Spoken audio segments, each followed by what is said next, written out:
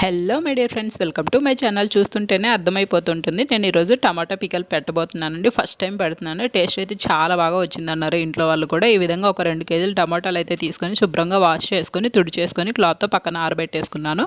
టమాటాలు ఆరేలోపు నేను ఒక 200 గ్రాముల చింతపండును అయితే తీసుకొని పీచులు గింజలు అనేవి లేకుండా తీసేసుకున్నాను.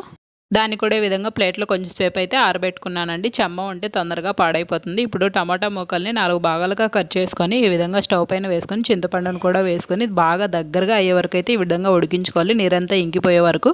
టమాటా గుజ్జు దగ్గరగా అయిన తర్వాత స్టవ్ ఆఫ్ చేసుకొని చల్లారబెట్టుకోవాలి. ఈలోపు ఆవాలు, మెంతులు, జీలకర్రని వేయించుకొని పొడి చేసుకున్నాను. ఈలోపు 2 వెల్లుల్లిపాయలు కూడా ఒలుచుకొని పక్కన పెట్టుకొని ఇప్పుడు చల్లారైన టమాటా గుజ్జులో ఉప్పు, కారం, పసుపు, వేయించుకున్నటువంటి మెంతులు, ఆవాలు, జీలకర్ర పొడి, వెల్లుల్లిపాయలు వేసుకొని ఈ విధంగా మెత్తగా అయితే మిక్సీ పట్టుకున్నాను. నేనైతే 2 వాయిల్గా పట్టుకున్నాను, ఎక్కువ మొత్తంలో తీసుకున్నాను కాబట్టి.